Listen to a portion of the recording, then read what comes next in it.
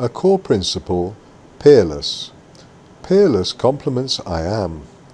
It is sufficiently important in my thinking that I use it as a key word in naming our channels. It deals with the issue of authority and the issue of who is the most appropriate authority in your life. By I am, I cannot tell you who is the most important authority in your life, but I can reflect on how I perceive the issue.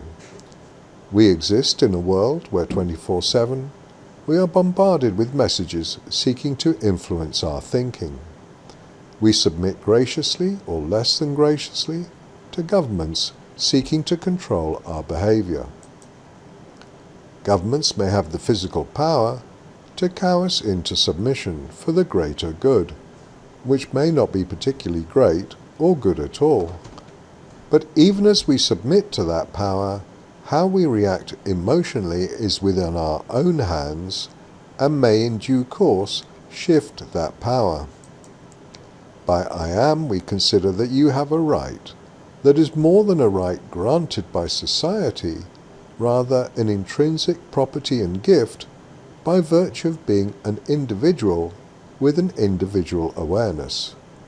That right is to think your own thoughts, have your own opinion, be your own guide. A person treasuring their inner being, sacrosanct and precious. Peerless reinforces that by observing that there is no outer authority which can supersede your own authority, except by your own surrender of authority. Since it requires you to surrender that authority, it is an act of your own volition, which thereby demonstrates that it was you, not the outer authority, who truly owned your authority.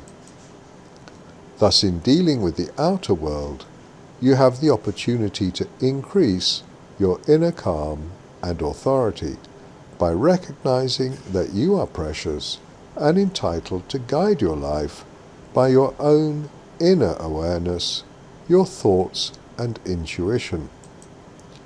In dealing with the outer world, you can be less attached and disturbed by events by recognizing the distinction between your inner being, your awareness, and the outer world which seeks to influence or control your person and may use force or threat or coercion to do so. You retain always the potential to accede with grace while keeping your inner being intact. There is an element of render unto Caesar in our world which is hardly surprising to observe, in that we are still operating by the same authority of an elite ruling over us as was the case 2,000 years ago when that phrase was coined.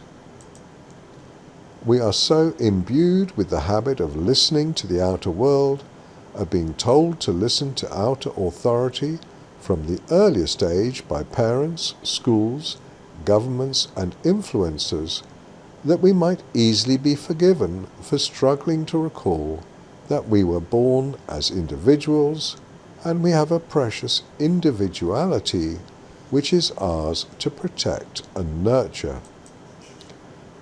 I am recognizes our individuality.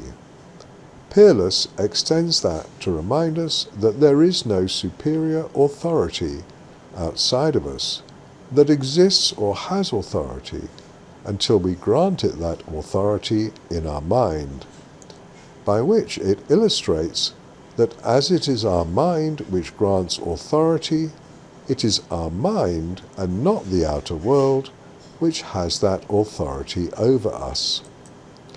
In troubled times, and even in good times, if the concepts of I am and Peerless resonate with you, then you have the opportunity to remind yourself of them, and so step back when the outer world impinges upon you and ask yourself first, does this serve me to be affected?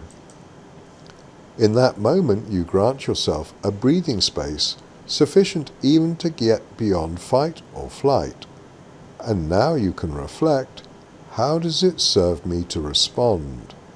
But most importantly of all, it is an opportunity to remember that your identity is precious and sacrosanct, and not a plaything of the outer world. If you're so inclined, feel free to get in touch. Andrew@amather.com should reach me